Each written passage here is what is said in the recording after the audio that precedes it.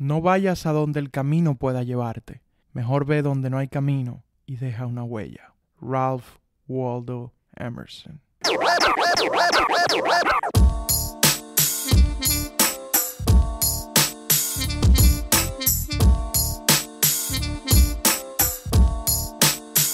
Habemus Julio. Bienvenidos a este espacio, donde hablaremos de lo que a mí me dé la gana. Les habla Julio Santana y en esta primera temporada conversaremos de historia de los Estados Unidos. Acomódate, ponte a lavar los platos, a organizar la casa, hacer ejercicio, lo que sea, mientras viajamos por el tiempo. Bienvenidos.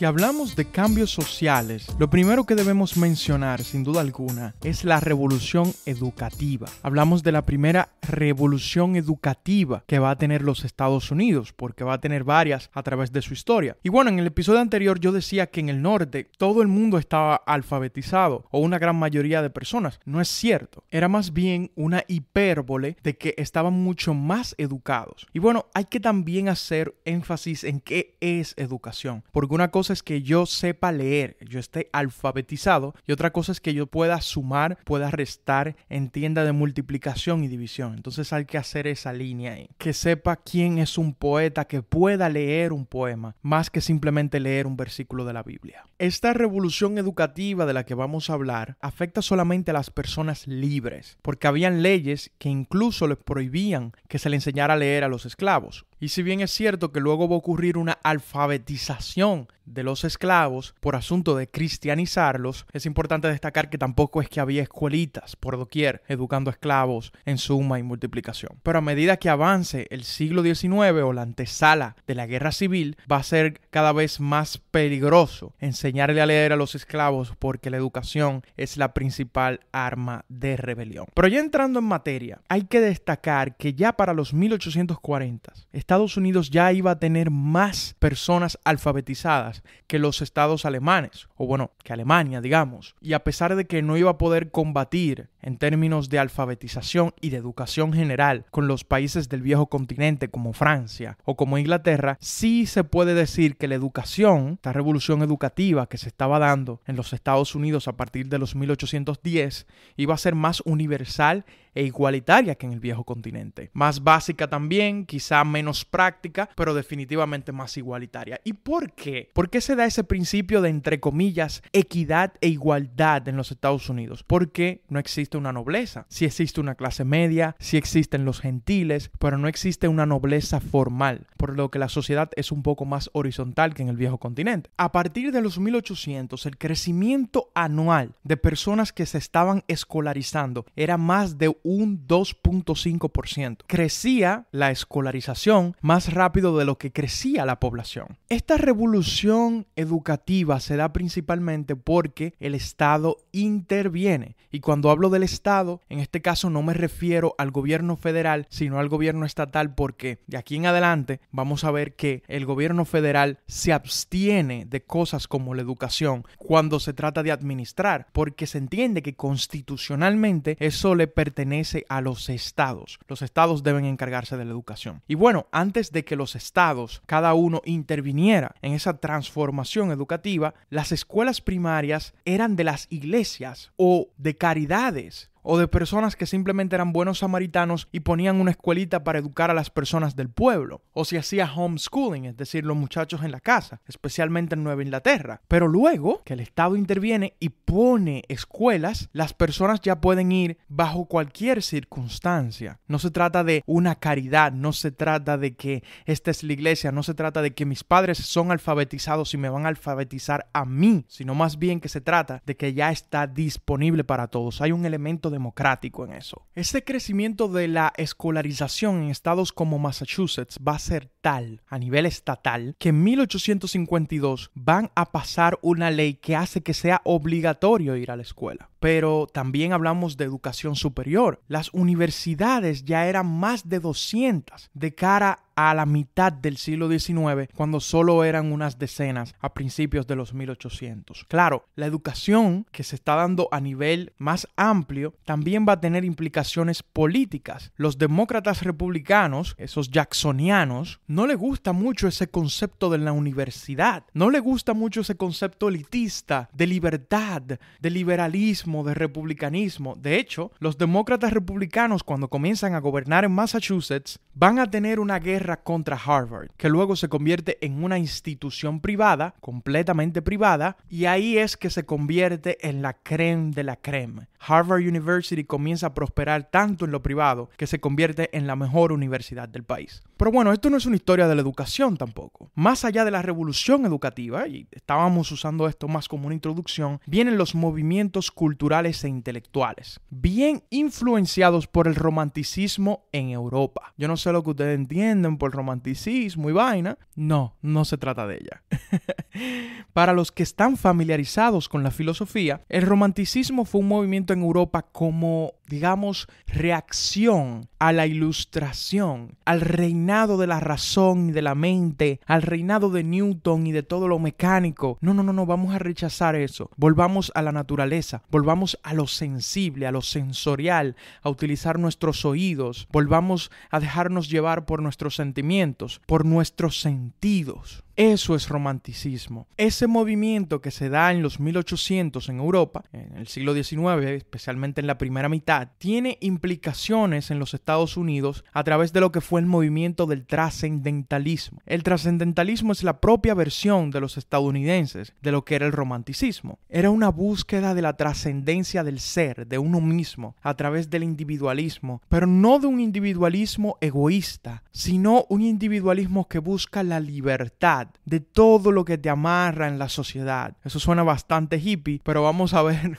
similitudes, ¿no? Podemos decir que los hippies, de hecho, son una rebelión de tipo romanticista contra la sociedad de su época. Pero bueno, de eso hablaremos en muchísimos episodios más adelante. El principal exponente de este trascendentalismo fue Ralph Waldo Emerson, ensayista y poeta. Un hombre con gran miedo a la influencia de la mayoría, a la tiranía de la mayoría que se estaba dando en la democracia jacksoniana, a que los otros pudieran intervenir en tu vida o que los otros pudieran influenciar lo que pasara en el país y que eso a la vez evitara que tú pudieras ser feliz o que tú busques la felicidad por ti mismo. Aparte de esos grandes poemas y de esos grandes ensayos que escribió Ralph Waldo Emerson, también influenció a alguien que va a tener una repercusión importante en la cultura estadounidense, que es Henry David Thoreau. Thoreau es el primero que viene con el concepto de desobediencia civil que va a tomar Martin Luther King más de un siglo más adelante. Así de influyente va a ser este hombre. Se puede decir que pertenece a un movimiento filosófico preexistencialista. El que esté familiarizado con la filosofía también quizá le interese esa parte. Él hizo un experimento donde se fue a vivir a las afueras de la ciudad, en un bosque, en una cabaña, alejado de todo. Otros trascendentalistas importantes que van a tener repercusión en la cultura a través de sus poemas y sus ensayos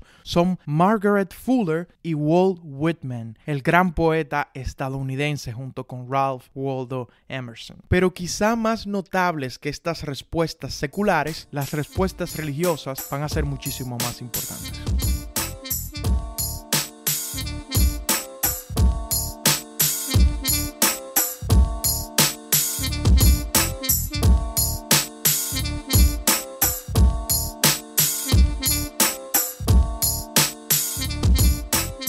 Anteriormente, muchos episodios atrás, habíamos mencionado el primer gran despertar que hizo que la expresión religiosa protestante en Estados Unidos se diferenciara fundamentalmente de la europea. Usted va a una iglesia luterana, usted va a una iglesia episcopal británica y usted va a entender la diferencia. no se anda rodando en el piso. Ya saben los que le hablo, ¿no? No quiero ser irrespetuoso con nadie, pero esas manifestaciones del Espíritu Santo no se dan de igual manera. Este tipo de religiosidad comienza en el primer gran despertar en los Estados Unidos, luego se propagaría a través del mundo más adelante. Pero en los 1800 ya comienza, o incluso antes de los 1800, podemos hablar de los 1790, ¿no? Empieza el segundo gran despertar, un nuevo despertar de la religiosidad en los primeros años de la República y que se va a extender ya hasta los tumultuosos 50, es decir, ya cuando el país se expandió, ya cuando estamos en la antesala de la guerra civil, la religión entonces pasa a un segundo plano. Pero en ese interludio de los primeros años de la República hasta los 1840, bueno, la religión es un componente demasiado importante, es el segundo gran despertar de los Estados Unidos. Este segundo gran despertar comienza en los estados del suroeste, Tennessee y Kentucky, pero luego se va expandiendo. Y la primera característica es el milenialismo, esta creencia de que Dios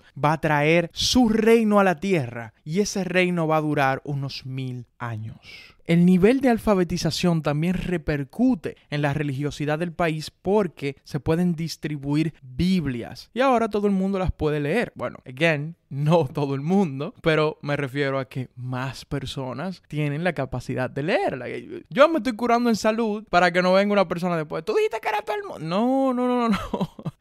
Recuerden que esto es un podcast chill. Aquí nos permitimos utilizar expresiones del día a día. Cualquier pregunta que se tenga me pueden mandar un email a habemosjuliopodcast@gmail.com. Pero bueno, seguimos. Es por aquí, por estos años del gran despertar, que se tiene también la idea peligrosa, más adelante se entendería como peligrosa, de cristianizar a los esclavos, enseñándoles, no necesariamente a leer, pero sino las enseñanzas de la Biblia, del cristianismo. Y algunos van a decir, pero bueno, esto me enseña que yo, al igual que tú, soy hijo de Dios, lo cual puede ser problemático y va a ser problemático en el futuro para los esclavistas, por lo que más adelante prohibirían esa lectura de la Biblia y algunos hasta prohibirían la cristianización. Pero la parte importante es que se entiende que le estamos haciendo un favor a los esclavos porque lo estamos sacando de África para nosotros hacerlos hijos verdaderos de Dios. Porque era difícil antes de esto conciliar la idea de que podemos esclavizar a otro cristiano. No. Ya a partir del gran despertar se entiende que es mejor que ese esclavo sea también un hijo de Dios y podemos conciliarlo con algunas enseñanzas de la Biblia que se admite la esclavitud, tanto en el Viejo como en el Nuevo Testamento. Don't fight me, don't worry about it.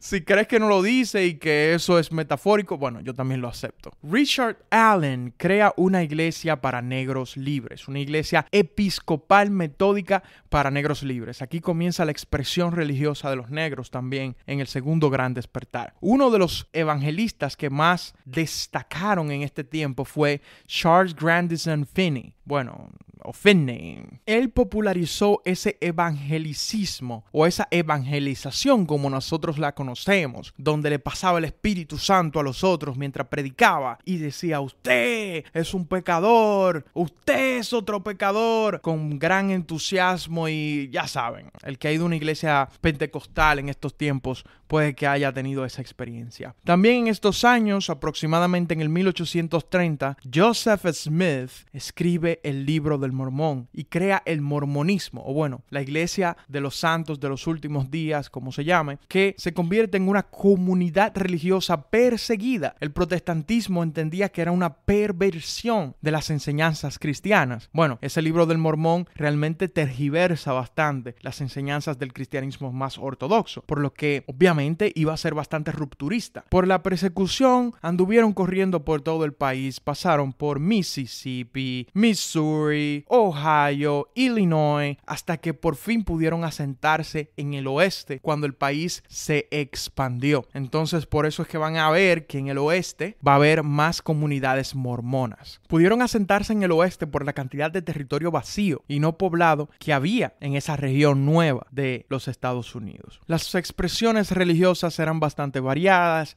En algunos cultos había mayor individualismo, en otros mayor comunitarismo, en otros mayor presencia de organizaciones voluntarias debido al énfasis de la bondad cristiana, esas escuelitas de las que le hablaba, aunque más adelante serían, como les dije en el bloque anterior, reemplazadas por el Estado. pero algunas comunidades religiosas eran bastante enfocadas en la caridad, en otras había una mayor presencia de la mujer se entendía como un ser virtuoso, a veces más virtuoso incluso por su rol de madre que los hombres. O sea, era una diversidad increíble de expresiones religiosas que había. Y como es de esperarse, estas expresiones religiosas van a tener una repercusión en la mentalidad general para ejecutar reformas sociales.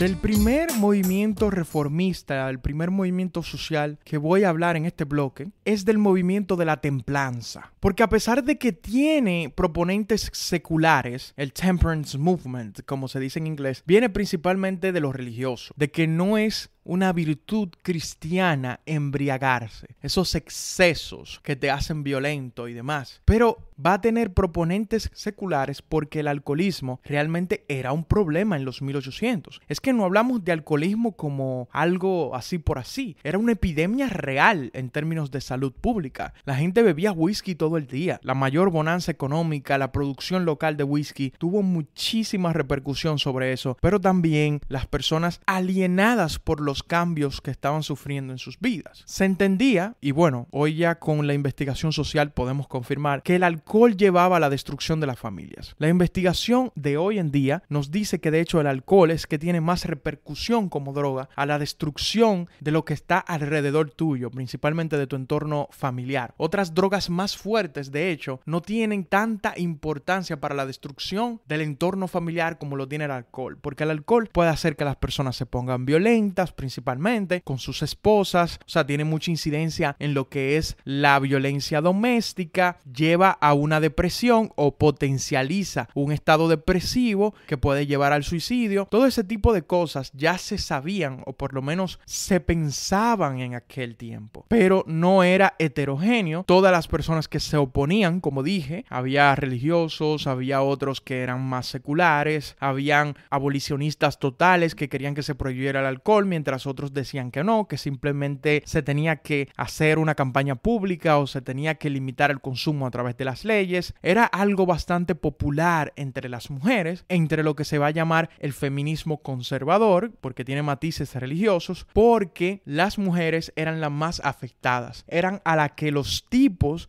que se emborrachaban le daban golpes, o a los hijos de ella. En su rol de mujeres del hogar era bastante afectada por el alcoholismo. Pero bueno, pasando a otro tema, también importantísimo, era la reforma a la esclavitud. Antes de tener matices religiosos, la reforma a la esclavitud tenía matices, digamos, seculares, basadas principalmente en principios liberales y republicanos y también racistas. Decían que los blancos y los negros nunca iban a ser iguales, así que crear una sociedad en base a eso, en base a la convivencia de negros y blancos, era algo como muy forzado. Entonces lo que tenemos que hacer es separar a los negros y los blancos, formar sociedades distintas. Es decir, tenemos que devolver los negros para África. Así se pensaba. Ese movimiento, esa primera respuesta, se llamó colonialismo, porque se estaba hablando de que los negros esclavos liberados de América formaran colonias en África. Es decir, una recolonización de África o algo parecido. De hecho, había una sociedad que era el American Colonization Society que consiguió dinero del gobierno federal en 1819 para poder apoyar sus operaciones. Esta sociedad va a tener un rol importante en lo que fue la creación de la colonia de lo que hoy en día es el país Liberia. Liberia fue un país hecho principalmente por ex esclavos estadounidenses. Por eso la bandera se parece bastante a la bandera de los Estados Unidos. Esta era una posición bastante reformista y no basada en principios religiosos. La que viene más basada en principios religiosos es el abolicionismo, que entendía que la esclavitud era inmoral. No siempre era matizada por lo religioso, pero casi siempre ese moralismo que decía decía, bueno, tener esclavos es inmoral, realmente venía por la virtud religiosa. Pero no solo la virtud religiosa, por supuesto, sino también un conjunto de factores de la época, como la filosofía, especialmente la Ilustración, que llamaba a un humanismo y a una moral muchísimo más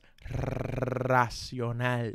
Y a pesar de que la abolición era algo que se había hecho ya en otras partes del mundo, en Estados Unidos era algo bastante radical. William Lloyd Garrison fue el principal proponente de esta abolición y creó lo que fue la American Abolition Society en el 1833, que tenía una propaganda fuertísima en contra de la esclavitud y que al principio todo el mundo estaba en contra de la abolición de la esclavitud, incluso en el norte, pero que poco a poco, con su perseverancia y con los cambios generacionales, esta American Abolitionist Society va a tener una repercusión importante. Va a tener mucha influencia en lo que fue la abolición de la esclavitud y la guerra civil.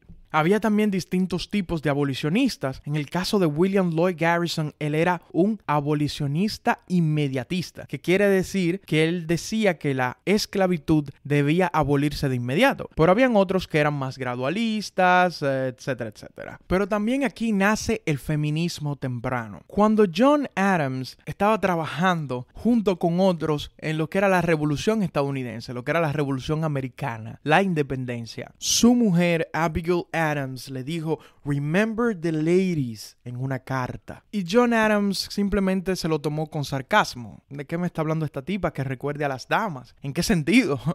Las mujeres no pueden tener libertad. Oigan, uno de los padres fundadores diciendo eso. Tanto así que las mujeres no van a obtener el voto hasta el siglo XX, después de los negros. Pero bueno, ¿cómo nace el feminismo? El feminismo está ligado principalmente al abolicionismo, debido a que ambos eran oprimidos, decían las mujeres abolicionistas. Hablamos de Susan B. Anthony, Elizabeth Cady Stanton, Lucretia Mott, mujeres educadas que leían los principios de libertad que tenía el republicanismo y el liberalismo del tiempo, pero decían por qué las mujeres están excluidas de dicha libertad y por qué los negros están excluidos de dicha libertad. Entonces, el feminismo y el abolicionismo iban de la mano, en las mismas convenciones estaban, hasta que hubo una especie de separación que está un poquito fuera de lo que estamos hablando aquí, porque ya esa historia es muy específica a los movimientos sociales, pero las feministas hacen su propia convención en Seneca Falls, donde lanzan la Declaración de Derechos y Sentimientos, que básicamente le pone un twist a la Declaración de Independencia y hace que se incluya a la mujer. Es una especie de declaración de independencia repensada para incluir a la mujer. Más allá de ese feminismo burgués, de ese feminismo que se nutría de las ideas liberales, también había simplemente un pulso por incluir a las mujeres a otras áreas de la vida, no solamente como trabajadoras, como habíamos dicho anteriormente, pero Catherine Beecher, por ejemplo, decía que las mujeres debían ser las profesoras, las que iban a educar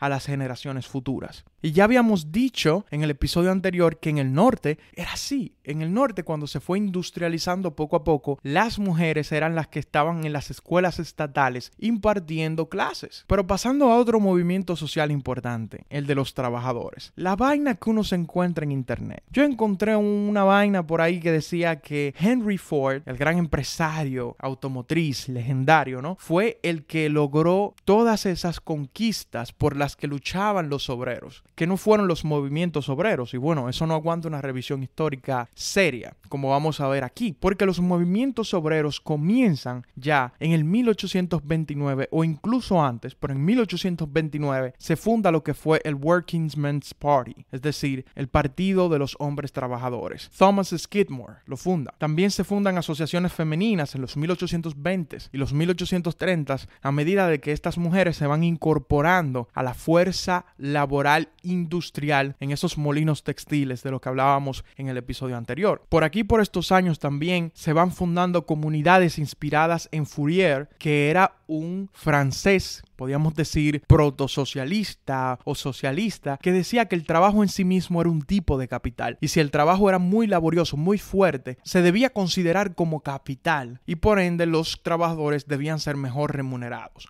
Esas comunidades inspiradas en Fourier no eran sindicatos, sino otro tipo de cosas, pero poco a poco se fueron disolviendo hacia los 1850, por ahí. Pero el movimiento de los trabajadores va muriendo poco a poco antes de la Guerra Civil por la inmigración masiva de la que hablábamos en el episodio anterior, que hace que por la competencia que traen los inmigrantes que están dispuestos a trabajar por salarios bastante bajos, los mismos trabajadores no puedan quejarse de las condiciones. Los trabajadores locales, porque si se quejan simplemente los botan y traen a un inmigrante, ¿no? Oferta y demanda. Eso obviamente va a tener una repercusión en la discriminación hacia los inmigrantes que se va a tener. Ese sentimiento nativista, se le va a decir a ese movimiento. De hecho, van a tener un partido político en los 1850. Importante de mencionar. Y como nunca hacen falta las utopías, también van a existir comunas. No solo comunas religiosas como los Shakers, que le decían Shakers porque se montaban y comenzaban a temblar.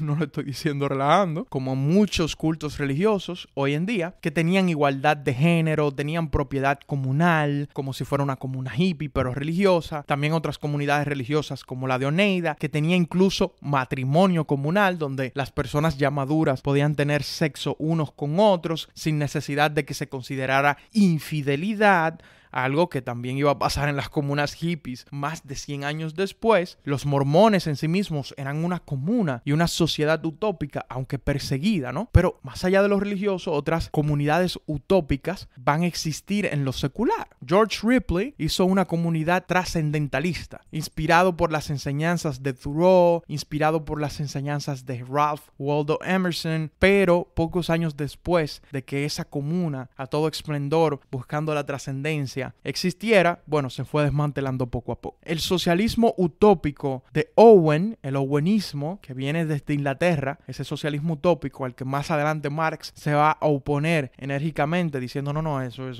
utopía, lo mío es científico. Algo que suena un poquito irónico a este punto. Eso llega a Estados Unidos en el año 1825, a Indiana precisamente, donde se instala una comunidad de trabajadores, una especie de comunismo se puede decir, donde incluso se estaba hablando de abolir la propiedad privada, pero principalmente por ese problema de la propiedad privada colapsa dicha comunidad y dicho experimento. Esas utopías y esos grandes experimentos sociales van a tener un fuerte colapso a medida que entremos en los años 50 a la antesala de la Guerra Civil. Nos vemos en el próximo episodio.